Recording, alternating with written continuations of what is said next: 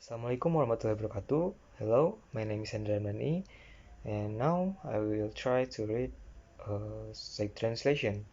I got this text from galamedianews.com, and it contains about 709 words. So let's get started.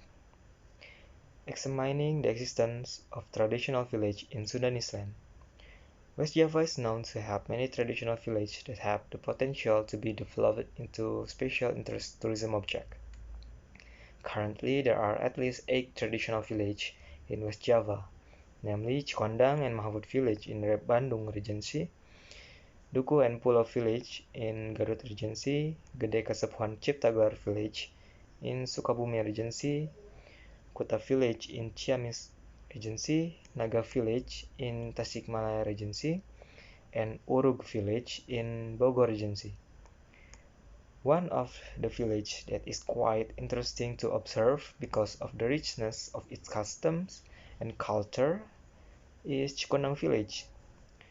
The village, which is administratively located in Lamajang village, Pangalengan district, Bandung Regency, is bordered by Cikalong and Cipinang village, Cimaung district in the north, Pulau Sari village in the south, Tribakti Mulya village in the east, and Sukamaju village in the west. From Bandung city, the distance of the Cikondang traditional village is about 38 km, while from Pangalengan it is only about 11 km. Guests who want to see firsthand the existence of this village can use public transportation to the Banjaran Tegalaga route. From the Banjaran terminal, it's continued by using rural transportation to the route of Banjaran Cikalong or Banjaran Pangalengan. From here then, visitors can get off at Kampung Cibiana or the Cikalong Hydroelectric Power Plant office complex, and continue by using a motorcycle taxi to Cikondang village. However, if you bring your own vehicle, visitor can go directly to Cikondang village. It is not too difficult to find this village, which has uh, 110 houses and a population of around 500 inhabitants.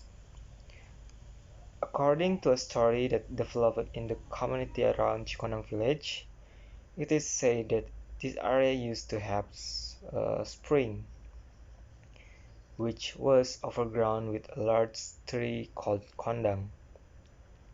That's why this place was named Cikondang or Cikondang village. However, when and who founded Cikondang village is very difficult to determine. Apart from all that, the people of Cikondang village believe that their ancestor was one of the guardians who spread Islam in the area. They called him Uyut Pameget and Uyut Istri, who are believed to bring blessing and can protect their children and grandchildren. However, when the two ancestors started to open the Cikondang area into a settlement, or when they came to the area, there is no concrete evidence to explain this either in writing or orally. Initially, the buildings in Cikondang were settlements with traditional architectural patterns, such as those used in traditional indigenous land buildings.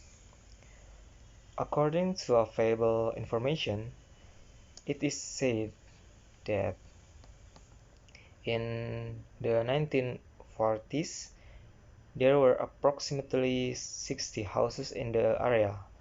However, in 1942 there was a big fire which burned all the houses except the indigenous land. It is not known exactly what caused the fire, but there are allegations that Kampung Cikondang was often used as a hideout or headquarters for freedom fighters who were trying to break free from the grip of the Dutch.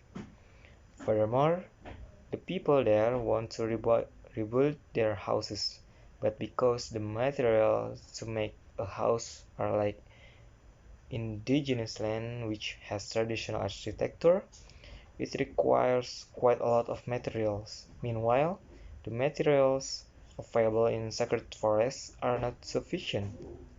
Finally, they decided to build their house with common architecture. Until now, the people of Cikonang village routinely maintain the traditional ceremonies that have developed in their village. Among them, there are Seleh Tahun Mapag Tahun, Ngaruat Lembur, Ngaruat Kandang Hayam, Rosulan, Ngabungbang, Tirakatan, 7 bulanan, Nalahirkeun, Marhabaan, that ceremony, and agricultural ceremony. Seleh Tahun Mapag Tahun is usually celebrated to coincide with the Islamic New Year, which is celebrated every 15th Muharram. This traditional ceremony was carried out on a large scale from the previous year, both by residents of Cikondang village in particular and residents of Lamajang village in general. There are 3 objectives for the implementation of this Saleh Tahun Mapag Tahun, namely as a ceremony to express gratitude to the ancestors who have opened the Cikondang area from the forest to become a settlement for their children and grandchildren until now. Another purpose of the ceremony is to pray and ask for safety from the Almighty for all residents, especially Cikondang residents. They believe that if this ceremony is not carried out, it will be disastrous for local residents. Therefore, this kind of ceremony is always held periodically and has never been ignored by the people of Cikondang village. The ceremony is held on indigenous land. The consideration is that all of this done because it comes from the habits of the ancestors who have lived in the customary land from the generation to generation. Therefore, any activity related to ceremonies must not come out of the indigenous land, starting from the preparation of making food, ingredients, and equipment, cooking until the